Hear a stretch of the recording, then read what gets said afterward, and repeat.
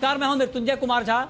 शाम के 5:30 बज चुके हैं। अगले आधे घंटे तक आपके सवालों का सबसे बड़ा मंच तैयार है। अगर आपने कमोडिटी में ट्रेड किया है, नया ट्रेड करना चाहते हैं, जानना चाहते हैं कि आपके लिए कहां पर कमाई के मौके बनेंगे, तो आप सवाल पूछिए।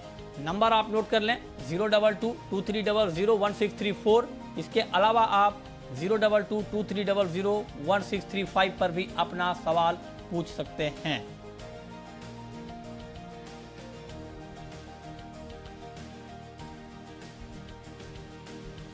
हमारे साथ आज 5 खास मेहमान जुड़ रहे हैं। हमारे साथ हैं डीएस पई, सीनियर साइंटिस्ट मौसम विभाग के आईएमडी के। हमारे साथ सिराज हुसैन हैं, farmer agriculture secretary. Sunil Baldeva हैं, जनरल सेक्रेटरी हैं आपटा के agri farmers and trader association के। सचिन गुप्ता हैं, चॉइस ब्रोकिंग के। और राजीव कपूर हैं, ट्रस्ट लाइन के। आप सभी का बहुत स्वागत है। और बुलेटिन की शुरुआत करेंगे मानसून की खबर के साथ, क्योंकि मानसून के मोर्चे पर अच्छी खबर आई है। और आईएमडी का जो ताज़ा अनुमान है उसमें यह कहा है कि पूरे सीजन में 101% बारिश होगी। पिछला अनुमान 98% का था।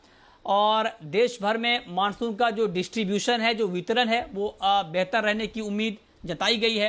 तो हमारे साथ डीएस पई साहब जुड़ चुके हैं। सर, बहुत बहुत स्वागत है पई साहब।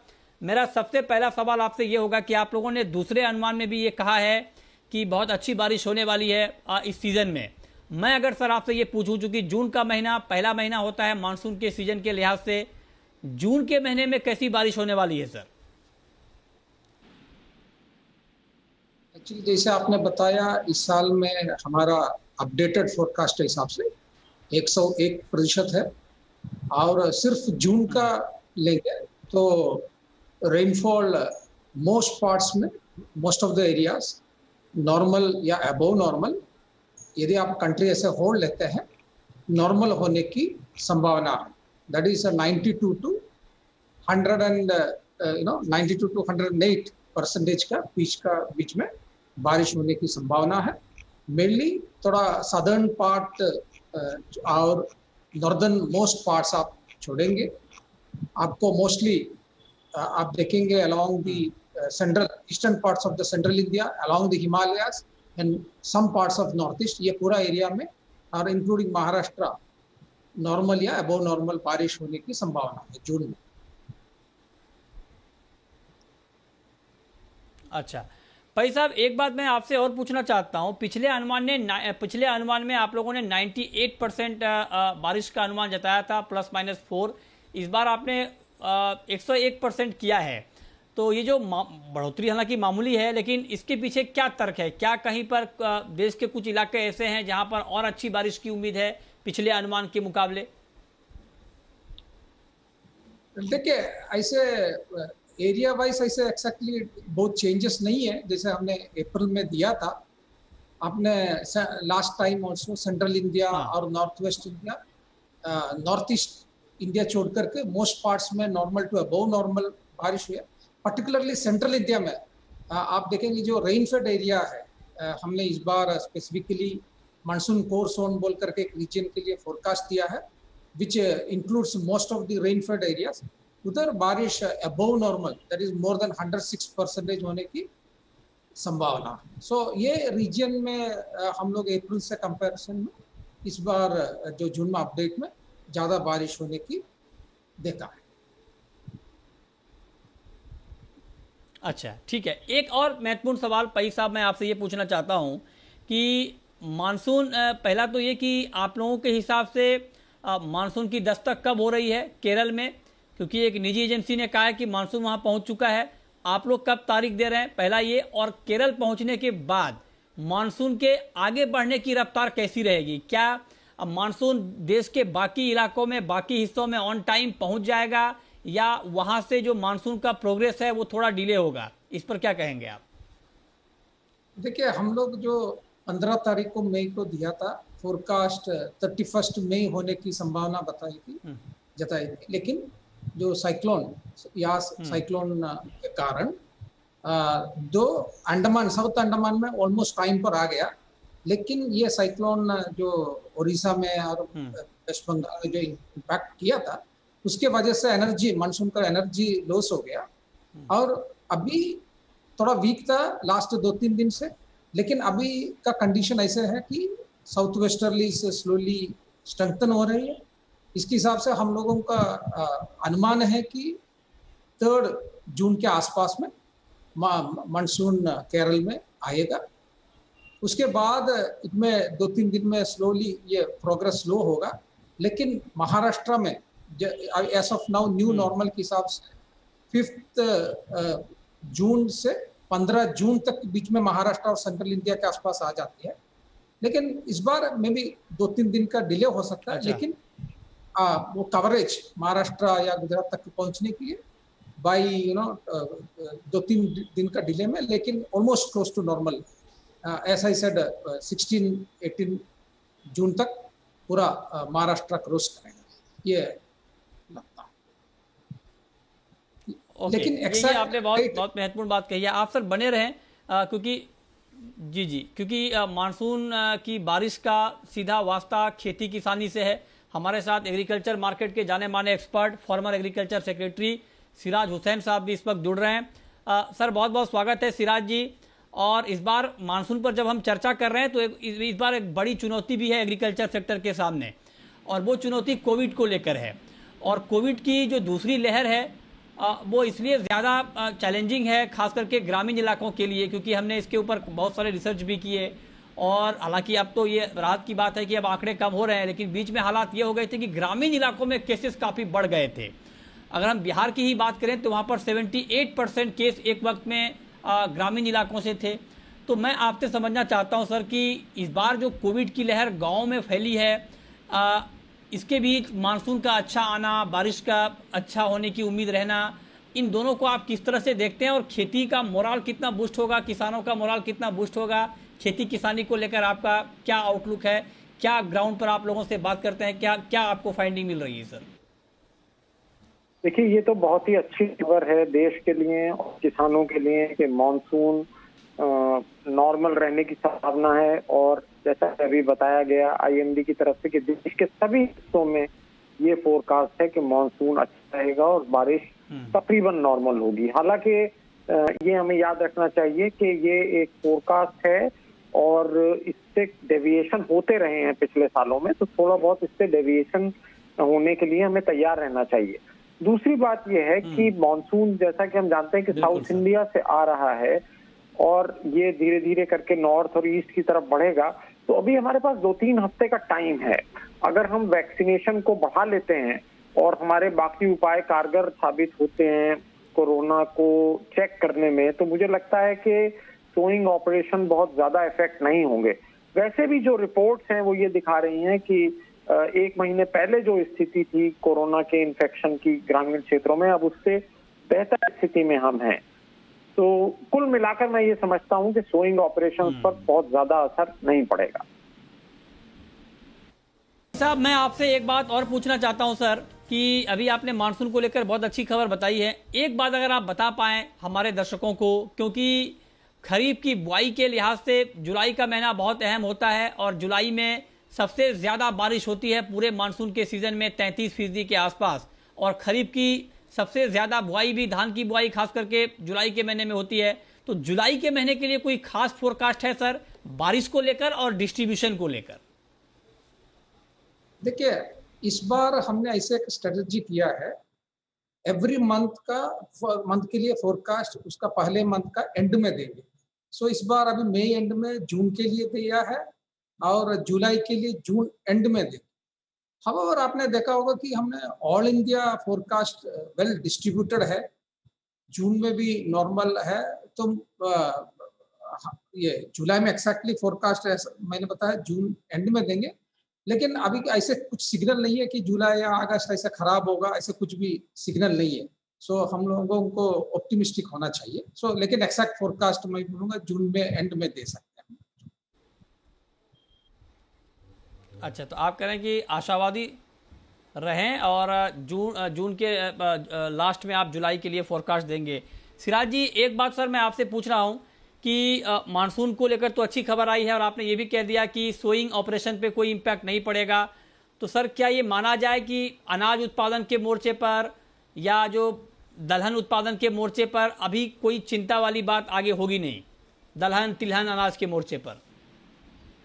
देखिए, दलहन और तिलहन में हम ग्लोबल फैक्टर्स की वजह से इन्फ्लेशन देख रहे हैं, लेकिन मुझे ऐसा लगता है कि ये जो एमएसपी से काफी ऊंचे रेट चल रहे हैं, इससे किसान परसुएड होंगे और दलहन और तिलहन का एरिया बढ़ाएंगे। असल में हुआ ये है कि पिछले कुछ सालों में मध्य प्रदेश में खास तौर से काफी एरिया दलहन और तिलहन का गेहूं में चला गया है, क्योंकि गेहूं में अश्योर्ड प्रोक्योरमेंट है। तो ये एक इंडिकेशन किसानों को और चाहिए सरकार की तरफ से कि अगर मार्केट रेट एमएसपी से ऊपर रहते हैं बहुत अच्छी बात है, अगर मार्केट रेट से एमएसपी से नीचे गिरते हैं तो सरकार उसको खरीदेगी। अगर जो ये एश्योरेंस होगा तो मुझे लगता है कि एरिया बढ़ेगा, मॉनसून अच्छा रहेगा, तो हम समझते हैं कि बहुत अच्छी फसल हमें खरीद की मिलेगी। ओके, बहुत शुक्रिया सिराज जी आपका और पई साहब आपका हमारे साथ जुड़ने के लिए, मानसून और खेती के मुद्दे पर बातचीत करने के लिए बहुत शुक्रिया। चलिए आगे बढ़ते हैं, अब बात करते हैं एक और महत्वपूर्ण खबर की, और खबर ये है जो सूत्रों के हवाले से आई है, कोजिंसिस के हवाले से, वो ये कि दालों पर इंपोर्ट ड्यूटी कम हो सकती है, ये खबर आ रही है। और क्योंकि सरकार चाहती है कि दालों की कीमतें काबू में रहे, उसको लेकर के ये फैसला हो सकता है। मसूर पर फिलहाल 30% इंपोर्ट ड्यूटी है और सेस के साथ 33%, चने पर फिलहाल 60% है और सेस के साथ 66%। सुनील बलदेवा इस पर बातचीत करने के लिए हमारे साथ जुड़े हैं। बलदेवा जी, बहुत बहुत स्वागत है आपका। क्या इस वक्त जब खरीफ में आप दलहन की बुआई शुरू होने वाली है, इस वक्त ड्यूटी घटाने का फैसला ठीक होगा क्या? दलहन की जो बिजाई चालू होगी वो उड़द और तुअर मूंग वगैरह की होगी, तो मुझे लगता है कि सरकार कहीं ना कहीं सोच रही हो, तो हालांकि मुझे भी कंफर्म नहीं हुआ है, अभी मैंने भी अपनी रिपोर्ट लेनी चाहिए थी, लेकिन अभी तक कोई कंफर्म नहीं हुआ है कि सरकार इसके बारे में सोच रही होगी। लेकिन पहले जब सोच रही थी सरकार, मसूर का जरूर सोच रही थी जब उड़द तुअर और मूंग का इम्पोर्ट जब खोला था, क्योंकि मसूर जो है वो एमएसपी से काफी ऊपर चल रही है और उसमें 30% प्लस 10% 33% की ड्यूटी है, उसको कम करने के बारे में जरूर गवर्नमेंट सोच रही है। मुझे नहीं लगता कि और कोई दाल के बारे में गवर्नमेंट सोचेगी, क्योंकि चना पहले ही एमएसपी से नीचे चल रहा है, और यदि गवर्नमेंट चने की ड्यूटी 0 भी करती है तो भी चना जो है 725 के भाव हैं करीबन, चाहे अफ्रीकन देशों से मंगाओ आप, चाहे ऑस्ट्रेलिया से मंगाओ, तो वो करीबन 5250 के आसपास बॉम्बे आके गिरता है, और अभी वैसे भी 49 के आसपास महाराष्ट्र में भाव है। तो 350 रुपया इंपोर्ट पड़ने से पहले ही हम नीचे चल रहे हैं, इसलिए गवर्नमेंट भी कोई ऐसा कदम नहीं उठाएगी, नहीं इसका बाजार पे इफेक्ट पड़ेगा। हाँ, चूंकि मसूर के बारे में हो सकता है कि एमएसपी से ऊपर चल रहा हो, इसलिए शायद 10% बेसिक ड्यूटी गवर्नमेंट कम कर दे, क्योंकि आपने मर्तुजा जी आपको ध्यान होगा कि सरकार ने बजट में जो स्लैब थी उन्होंने चेंज किया था, बेसिक ड्यूटी को कम करके जो बाकी की ड्यूटी थी वो कृषि कल्याण के सेस के हिसाब से लगा दी थी। तो मुझे लगता है करेगी तो भी बेसिक ड्यूटी कम करेगी, कृषि कल्याण से शायद कम नहीं करेगी, क्योंकि सरकार खुद चाहती है कि तिलहन और दलहन के भाव इतने ज्यादा हो कि किसान जो है वो अपने आप ही गेहूं और चावल से हट के दलहन और तिलहन की खेती की तरफ आए। उससे हो सकता है कि एक या 2 साल तक कंज्यूमर को थोड़ा इफेक्ट होए, लेकिन लॉन्ग टर्म के लिए, देश के लिए और किसानों के लिए, सरकार के लिए, तीनों के लिए बहुत अच्छा रहेगा। Okay sir, okay. चलिए, बहुत शुक्रिया बलदेवा जी आपका हमारे साथ जुड़ने के लिए, इस खबर पर बातचीत करने के लिए।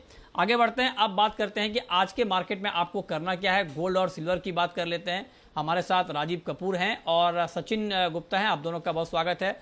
गोल्ड का मार्केट ऊपर है और अगस्त का वायदा करीब 250 रुपए ऊपर है, तो राजीव जी क्या किया जाए? 49,500 के ऊपर है गोल्ड, आज के लिए बाइंग की राय होगी क्या आपकी गोल्ड में? जी मृत्युंजय जी, मुझे लगता है गोल्ड 700 से लेकर 49,900 तक का स्तर आज के दिन में छू सकता है, और हमारी राय रहेगी कि थोड़ा सा करेक्शन आने पर 49,400 450 तक आने तक इसमें खरीदारी करनी चाहिए। 49,250 का स्टॉप लॉस रखना चाहिए। ठीक है, कैलाश चंद्र मोदी हैं हमारे साथ सदलपुर से, पूछिए कैलाश जी।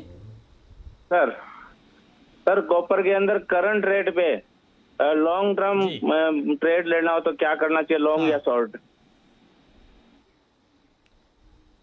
करंट रेट पर लंबे समय के लिए किस तरह का ट्रेड लिया जाए, बताइए सचिन जी, कॉपर में क्या ट्रेड लिया जाए अभी? गुड इवनिंग मृत्युंजय जी। देखिए कॉपर में अगर आज इंट्राडे के लिए ये देख रहे हैं तो हमें लगता है थोड़ा सा पुल बैक आ सकता है, बट अगर ये लॉन्ग टर्म की बात कर रहे हैं तो ऑलरेडी प्राइस का आ गए हैं, तो हमें लगता है एक बार 775 776 के आसपास से एक शॉर्ट पोजीशन बन सकती हैं। वहां पर भी एक स्टॉप लॉस रहेगा अराउंड 782 का, और 782 के स्टॉप लॉस के साथ में ही शॉर्ट पोजीशन इनिशिएट कर सकते हैं for the target of 760 and 755 के लिए। ठीक है, बलवीर सिंह है अगला सवाल है बलवीर सिंह का, पूछिए सिंह साहब। सर एल्युमिनियम और जिंक में क्या करना चाहिए? मैंने सेल कर रखा है दोनों में, निकल जाऊं क्या रखूं? एल्युमिनियम और जिंक में क्या करना चाहिए, बताइए राजीव जी, क्या करना चाहिए एल्युमिनियम जिंक में? मृत्युंजय जी, एल्युमिनियम का 196 पर एक महत्वपूर्ण सपोर्ट है, मैं एडवाइस करूंगा इन्हें एल्युमिनियम में एग्जिट कर ले। और जिंक भी हमें लगता है कि 238 का एक इम्पॉर्टेंट सपोर्ट है, इनफैक्ट वहाँ से ये लॉन्ग इनिशिएट कर सकते हैं और स्टॉप लॉस रखेंगे वहाँ पर। ये 236.50 का हमें लगता है 240 तक का टारगेट ऊपर में जिंक अचीव कर सकता है। ठीक है, अगला सवाल है धीरेन्द्र कुमार का, पूछिए धीरेन्द्र जी। धामिया और कलौंजी में 2021 में भाव कब तक आएगा?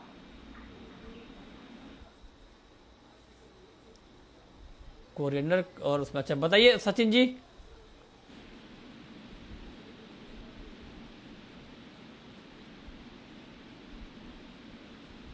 आप सुन पा रहे हैं सचिन जी? कोरिएंडर पे बता दीजिए, कलौंजी अगर आप ट्रैक नहीं भी कर रहे हैं तो कोरिएंडर में।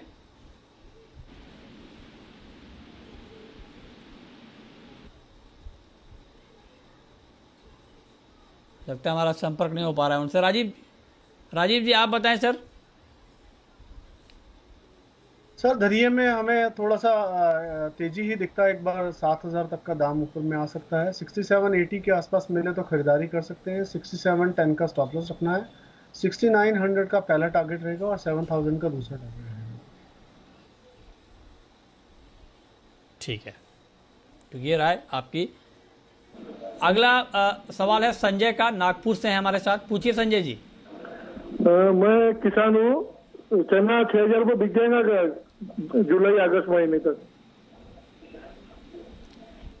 क्या चना 6,000 रुपये तक जुलाई अगस्त तक जाएगा क्या, बताइए सचिन जी, क्या 6,000 का भाव चने का हम देख पाएंगे क्या? मृत्युंजय जी, जिस तरीके के फंडामेंटल्स निकल कर आ रहे हैं और अभी आपने जो न्यूज फ्लैश किया है कि इंपोर्ट ड्यूटी जो है वो कम कर दी है, तो उसके चलते हमें लगता है कि एक बार जो है चने के अंदर और मेनली दालों के अंदर थोड़ा सा प्रेशर आ सकता है। इमीडिएट लेवल्स तो अभी 6,000 के नहीं लग रहे हैं, उससे पहले हमें लगता है एक बार 5,000 और 4,800 के लेवल करिए। हाँ, इंपोर्ट ड्यूटी कम कर नहीं दी है, इंपोर्ट ड्यूटी कम होने की बात चल रही है, संभावना है, इसके ऊपर कोई फैसला नहीं हुआ है, ये क्लियरिटी होनी चाहिए। ठीक है, तो ये राय आपकी चने पर है कि चने में क्या करना चाहिए। राजीव जी, क्रूड में आपका व्यू क्या है? क्रूड पर ओपेक नॉन ओपेक की बैठक भी है, क्या ट्रेड लिया जाए क्रूड में? मृत्युंजय जी देखिए, क्रूड में जो भी हमें नकारात्मक जो चीज़ें देखने को मिली, जो डिमांड की कंसर्न्स थी, जैसे इंडिया में कोविड का इतना प्रकोप रहा, उसके बावजूद क्रूड के दाम जो हैं लगातार उच्चतम स्तर की तरफ जा रहे हैं। अगर एमसीएक्स की बात करें तो आई थिंक अक्टूबर 2018 के बाद ये हाईएस्ट रेट क्रूड के हमें देखने को मिल रहे हैं। मुझे लगता है जो क्रूड में जिस तरह का पैटर्न फॉर्म हो रहा है, अगर मैं डेली चार्ट्स पर बात करूं, अगर आज भाव 5,000 के स्तर के ऊपर अच्छे से क्लोज होता है तो मुझे लगता है क्रूड में मृत्युंजय जी यहाँ से भी 5 से 10% की तेजी और देखने को मिल सकती है। और जहाँ तक आज मीटिंग है ओपेक और नॉन ओपेक की, देखिए हो सकता है कि वहाँ पर थोड़ा सा क्योंकि डिमांड अब धीरे धीरे, ठीक है राजीव जी, विश्व में डिमांड बढ़ेगी तो उसके रहते हुए हो सकता है थोड़ा वो सप्लाई भी बढ़ाए, बट फिर भी मुझे लगता है कि आने वाले समय में ऑयल तेज रहना चाहिए। ठीक है, ठीक है, अब वक्त है रैपिड फायर राउंड का।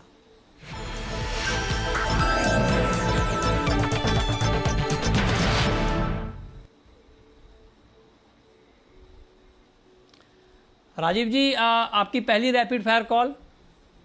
मृत्युंजय जी, क्रूड ऑयल में ही खरीदारी की सलाह होगी, थोड़ा लेवल चेंज होंगे बिकॉज मार्केट चेंज हो गया है।